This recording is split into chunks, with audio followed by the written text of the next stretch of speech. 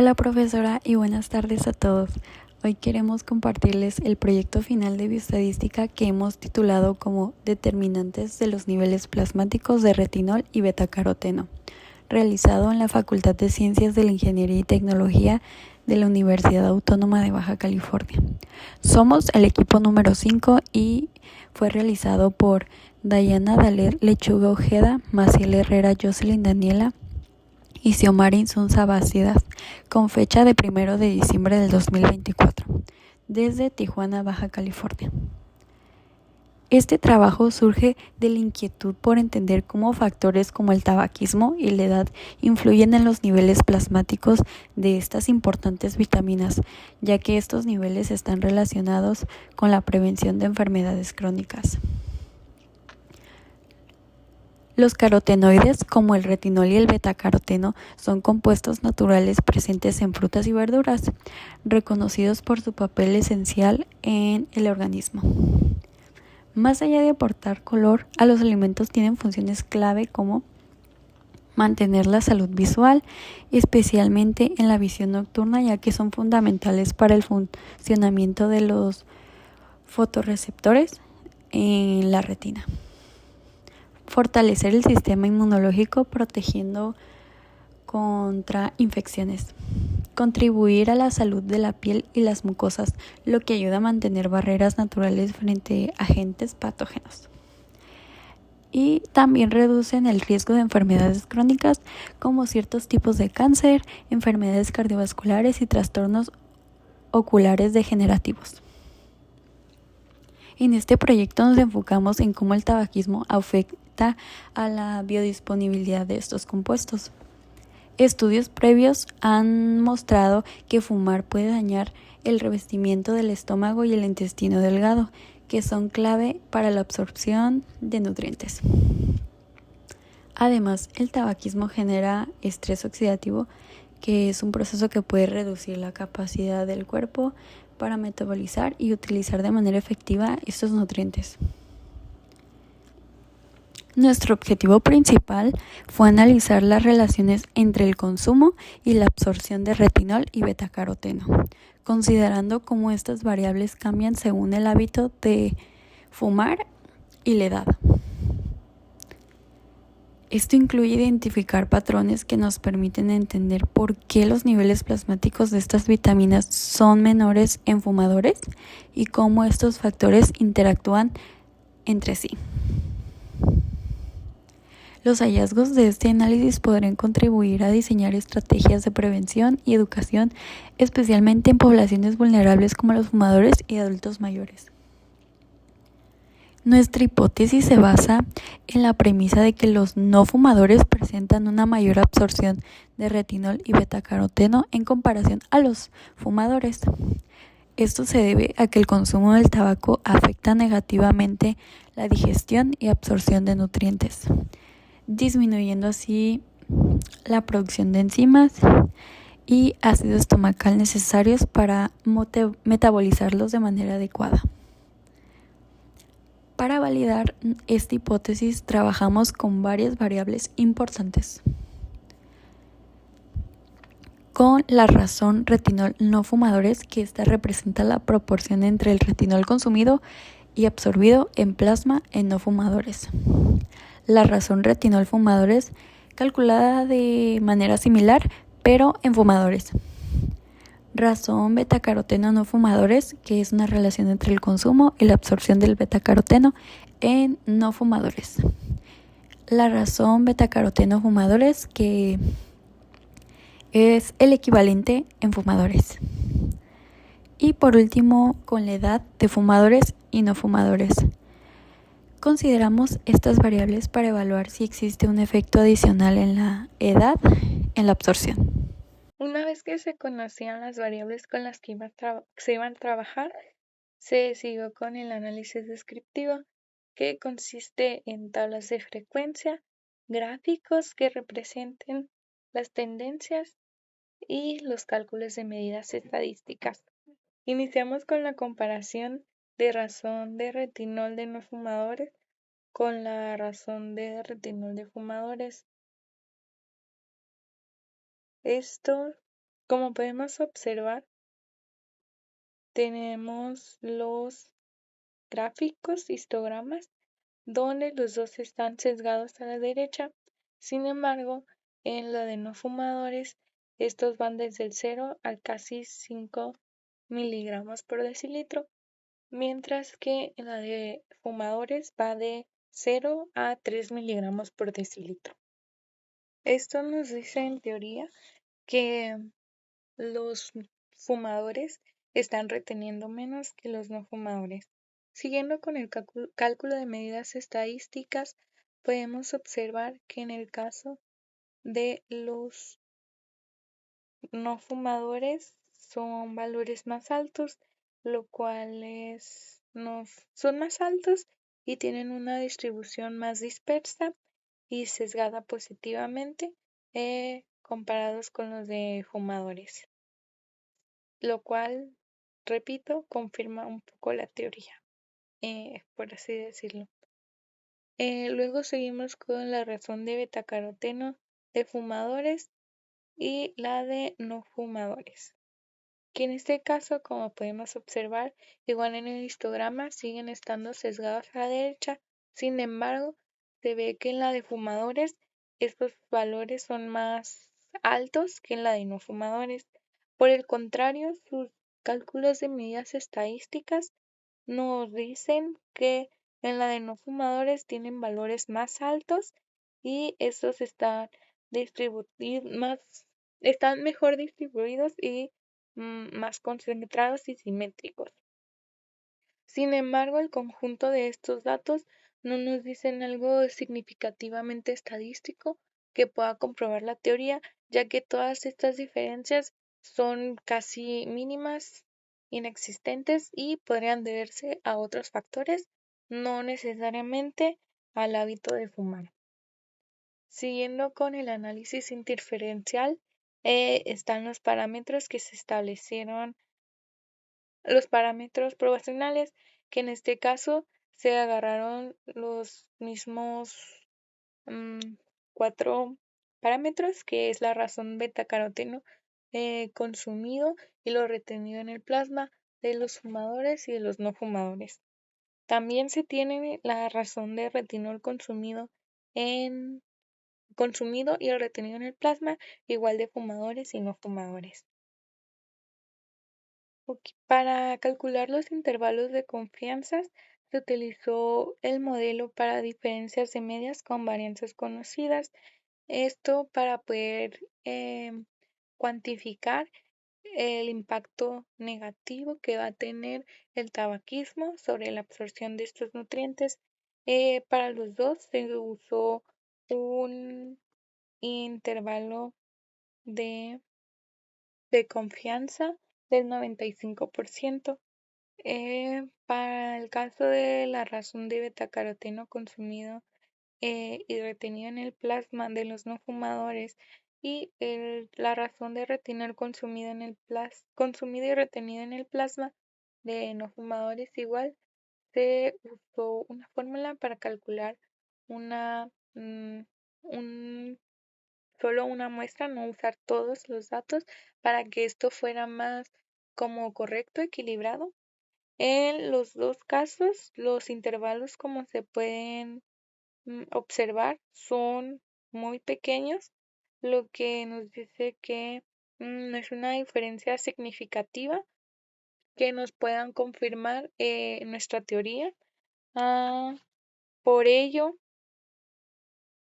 son muy insignificantes, diciéndonos que la diferencia entre la razón de betacaroteno consumido y lo retenido en el plasma entre los fumadores y no fumadores, tanto para el betacaroteno como para el retinol, la diferencia es mínima, por ende no nos puede desvalidar nuestra hipótesis donde los fumadores tienen una absorción significativamente menor que la de los no fumadores. Siguiendo con esto, se realiza la prueba de hipótesis,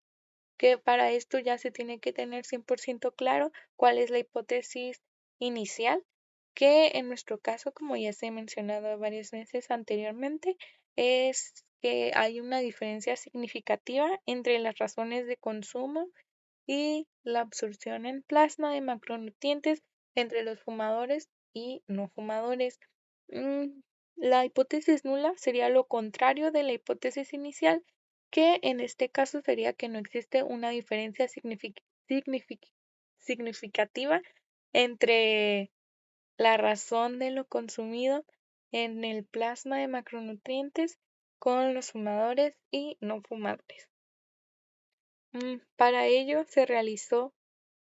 para la prueba de hipótesis, se usó la diferencia de medias poblacionales conocidas, conociendo sus variancias, y tanto para el betacaroteno como para el retinol, los dos usaron la misma fórmula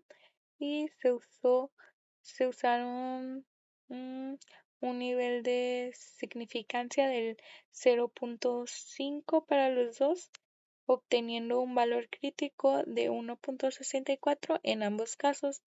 Al aplicar la fórmula para las dos, para las, sí, para los dos, tanto del betacaroteno como del retinol, mm, se obtuvieron valores estadísticos eh, mucho menores que los valores críticos. Estos nos dicen que se rechaza la hipótesis inicial,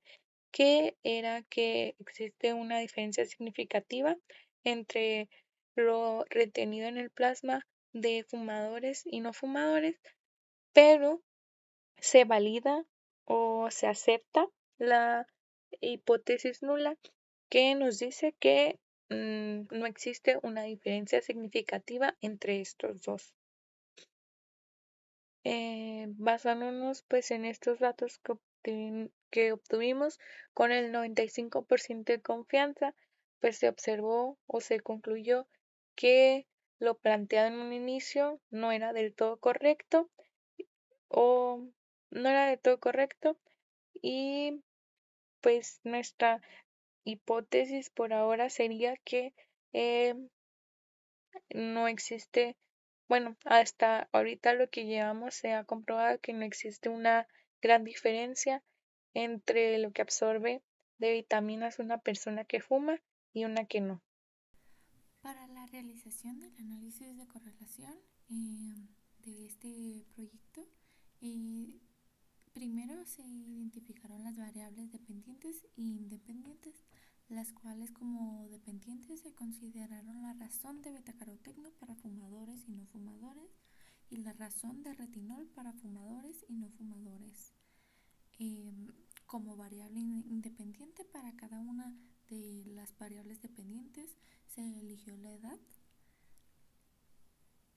y esto debido se seleccionaron las dependientes debido a que todas reflejan la relación entre el consumo y la absorción en el plasma de los macronutrientes, las cuales son influidas por el impacto del tabaquismo en nuestro preciso caso, y al analizarlas nos permitirían encontrar patrones en común. Por otro lado, la variable de la edad se consideró como independiente debido a que esta no está influida directamente por las demás variables estudiadas. En el siguiente apartado se muestran los diagramas de dispersión que obtuvimos de los cálculos de correlación que se realizaron.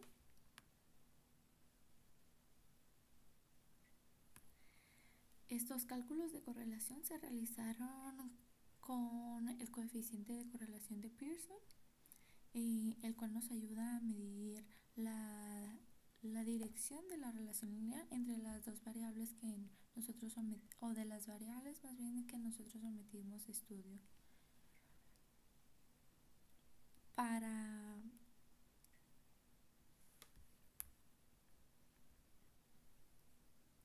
esto se decidió realizar el estudio de esta correlación de variables gracias a la información encontrada en diferentes fuentes bibliográficas, las cuales nos indicaban una relación entre el envejecimiento de las poblaciones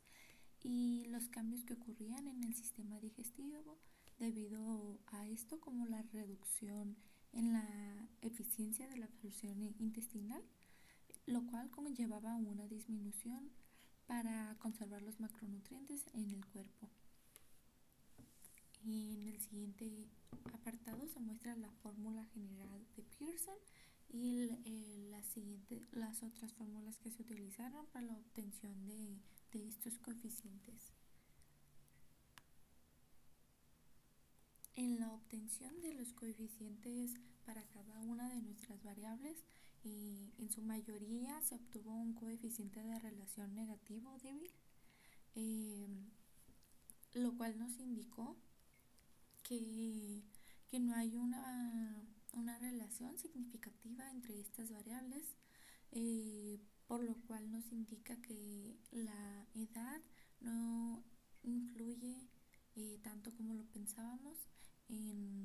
conforme a la razón del retinol o el betacaroteno en la relación del consumo y su absorción en el plasma. La única variable que nos dio un coeficiente de correlación diferente al del resto fue la variable de retinol para no fumadores, lo cual nos dio una correlación positiva débil, lo cual nos indicó que podría haber un efecto mínimo y una relación de esto entre la razón del retinol y el resultado en comparación con la edad de los pacientes, pero esta información fue de una correlación positiva débil, por lo cual tampoco sigue sin ser un resultado lo suficientemente significativo como para deducir o poder correlacionar estas dos variables. Para concluir con lo que se concluyó de este análisis de correlación, como ya se mencionó, en la mayoría de las variables calculadas no se tuvo una correlación consistente, por lo cual la correlación obtenida en fumadores es más débil, lo cual podría deberse a que el tabaquismo por sí solo tiene un impacto sobre la absorción y el metabolismo de los macronutrientes que se estaban analizando. Para concluir con todo el análisis estadístico que se llevó a cabo a lo largo de este proyecto, cabe resaltar, en un inicio se esperaba, nuestro objetivo era observar cómo el mal hábito de fumar o de las personas que consumían tabaco afectaba la absorción de ciertos macronutrientes, como en este caso nosotros consideramos el betacaroteno y el retinol.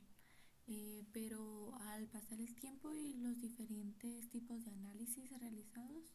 se llevó a observar o descubrir patrones importantes que tenían nuestras variables de estudio, los cuales nos llevaron a lo siguiente. En un inicio, con nuestro análisis descriptivo, nos señaló que no, al contrario de lo que se esperaba, no existía una diferencia estadística significativa en la absorción del betacaroteno y el retinol entre fumadores y no fumadores, lo cual se pudo observar en nuestras gráficas, en nuestros histogramas y en nuestras tablas de frecuencia. Para la obtención de intervalos de confianza encontrados, confirmamos una vez más que las diferencias observadas más bien en el betacaroteno y en el retinol, tanto para fumadores y no fumadores,